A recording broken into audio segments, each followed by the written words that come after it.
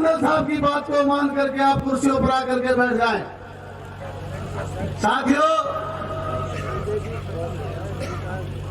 मैं अपने एक दो नारे लगवाऊंगा, मेरा साथ देना, ताकि मंच में भी व्यवस्था ठीक हो जाए और आप बैठे लोगों में भी करंट आ जाए।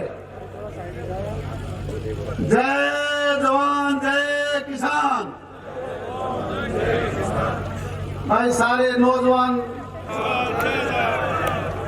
बहुत बहुत धन्यवाद आप सबका। बहुत ही आदर और सम्मान के योग्य इस छोटूराम धाम की पावन और पवित्र धरा पर मैं आज तीसरी बार आपके बीच बहुत ही सम्मानित साथी भाई सतीश नांदल जी, हमारे राष्ट्रीय संरक्षक भाई यशपाल मलिक जी, राष्ट्रीय प्रधान भाई प्रताप दैया जी और मध्य प्रदेश से आए हमारी जमात के साथी, हमारी कौम के साथी, मेरे पिता तुल्य बुजुर्गों, नौजवान दोस्तों और न केवल हिंदुस्तान बल्कि हिंदुस्तान से बाहर के भी आए हुए मेहमान भाई और बहनों, मैं आप सबका हरियाणा प्रांत की इस पावन और पवित्र धरती पर स्वागत करता हूं। मैं आज आपके बीच में किसी राजनीतिक दल के रूप में,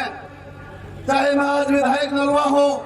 और भारतीय जनता पार्टी के टिकट पर विजयी होकर के आया, मैं अपने आप को मैं विधायक के रूप में यहां नहीं लेकर के आया हूं। मैं अपने आप को एक साधारण किसान का बेटा रणधीर परिहार जो हूं, वही आपके बीच में नतमस्तक होता हूं समाज के सामने। राजनीति से बड़ा महत्व मैं अपनी कौम को और अपनी बिरादरी को देने का काम करता हूं और मैं प्रत्येक उस बड़े नेता, चाहे वो लोग यहाँ हैं और वो चाहे बहुत से ऐसे बड़े नेता हैं, केवल वो राजनीति के चक्कर में अपने आप को समाज से दूर रखे हुए, उनसे मेरी प्रार्थना है कैसे ऐसी ऐतिहासिक जगह पर उनको आकर के समाज को एकत्रित करके, समाज को इकट्ठा करके, जहां हरियाणा प्रांत और देश भर दुनिया में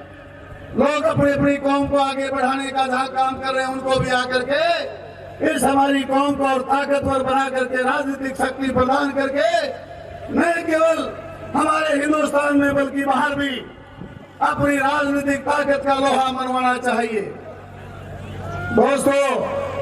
हमारी एक ऐसी कौम जो आज यहाँ मैं जो उल्लेख कर रहा था, तीसरी बार आया हूँ। जब पहले आया ये खचाखच भरा हुआ मैदान था, तब बीच में आया तो आधी जनसंख्या रह गई और आज मेरे भाइयों, आज अफसोस के साथ कहना पड़ता है हमारी कुर्सियां खाली हैं। साथियों का राजनीतिक कार्यक्रम नहीं, ये कमजोरी किसकी है? ये कमजोरी हम सब की है। भाई नांदल जी ने कहा हमारे समाज को अगर आप ताकतवर बनाना चाहते हो तो दोस्तों, आप जो संयम से बैठे लोग हो, केवल इन्हीं से प्रार्थना है कि इस बार चाहे आपको अपनी धर्मपत्नी को साथ देना पड़े, अपनी बेटी और बेटे को साथ देना पड़े, एक के साथ दो लेकर के आ जाना, हमारे कार्यक्रम को और ताकत और मजबूती मिलेगी। क्या ऐसा करने में आप संभव हैं तो हाथ उठा करके मेरी बात के साथ बात मिलाने का काम करना। मैं आपका धन्यवादी हूं कि आप ऐसी बात के लिए मेरा समर्थन कर रहे हैं। मैं पुनः आपका धन्यवाद करता हूं। दोस्तों, केवल एक साधारण बात कह करके अपना स्थान लेने का काम करूंगा। आप जानते हैं कि हमारी किसान कौम से हम संबंध रखने वाले लोग, हम जाट समाज के लोग जो हैं, ये केवल किसानी पर निर्भर होने वाले लोग, हमारी एक हम सब की एक सोच हुआ करती थी।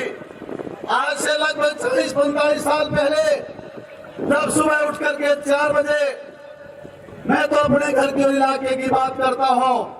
कि वहां पर चाहे हमारा बुजुर्ग हो, चाहे हमारे साथ साझे की खेती करने वाला किसान जो है, वो किसी भी बिरादरी से संबंध रखता था,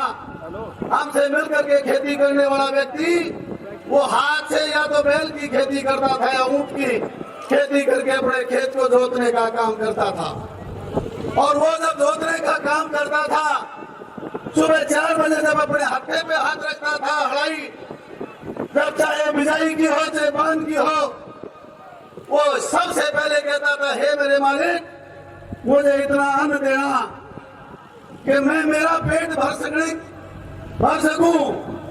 केवल मात्र उससे मेरा काम नहीं चलेगा। वो कहता था मेरा पेट भरने का काम बाद में हो, मैं उस 36 बिरादरी से जुड़ा हुआ व्यक्ति हूं, मेरे साथ खाती भी जुड़ा हुआ है, मेरे साथ लोहार भी जुड़ा हुआ है, मेरे साथ गाय भी जुड़ी हुई है, मेरे साथ कीड़ी मकोड़े भी जुड़े हुए हैं, मेरे साथ पशु और पक्षी भी जुड़े हुए हैं, मेरे साथ समाज के 36 बिरादरी के लोग, चाहे वो जाति चमार हो चाहे उसकी ब्राह्मण हो, ये सब लोग जुड़े हुए हैं। वो खेती नहीं करते, मेरे खेत में इतना अन्न हो कि वो तमाम 36 बिरादरी के लोगों का पेट पहले भर करके मैं वो अन्न मेरे घर में लेकर के आऊं। ऐसी सोच के विचारधारा के दौर लोग, ऐसे किसान लोग, ऐसे बहादुर लोग, आज आप सबको अलग थलग करने का काम ऐसे राजनीतिक षड्यंत्रों के तहत हो रहा है। आप अपने आप को पहचानो, ऐसी कौम जो अपने आप नहीं, अपने आप के लिए नहीं, वो देश हित के लिए काम करती है, समाज हित के लिए काम करने वाली, 36 बिरादरी के लिए काम करने वाली कौम को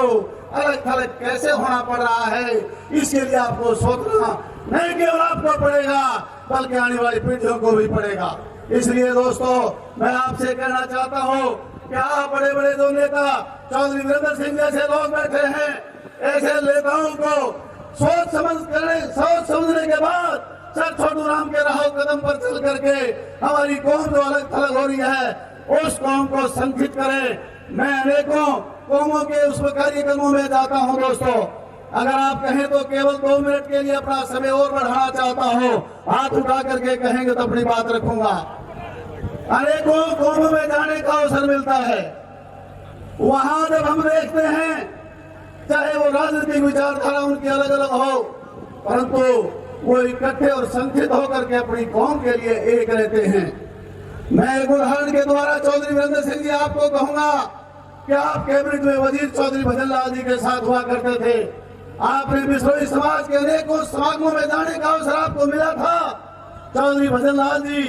और बलिराम गोदारा जी इकट्ठे होकर के राजनीतिक मजबूती और उनकी सामाजिक मजबूती प्रदान करने का काम वो लोग करते थे। आपसे मेरी प्रार्थना है, आप सीनियर आदमी हैं, इसी तरह से समाज के जो लोग हैं, बड़े बड़े नेता, किसी भी राजनीतिक दल में हो, उनको इकट्ठा करके आप समाज को मजबूत करने का काम करें ताकि आने वाली पीढ़ी आपको याद करे। इन्हीं शब्दों के साथ मैं आपका अभिनंदन करता हूँ, वादन करता हूँ। और दोस्तों, किसान का बेटा हूँ, जो भी जिम्मेदारी मेरी लगाएंगे वो पूरा करने का काम करूंगा, तन मन धन से आपके साथ रहूंगा। आशा उम्मीद करता हूँ अगली बार आप किसी प्रदेश के ऐसे मुख्यमंत्री जो प्रदेश में आज बने हुए हैं, उनको बुला करके समाज की ऐसी उनसे कुछ चीजें लो जिससे सरकार से आपको सहायता मिल सके, और यहाँ यूनिवर्सिटी जैसी ऐसी कोई चीज उनसे ले जिससे आपका समाज का भला हो सके। बहुत धन्यवाद, शुक्रिया, जय हिंद।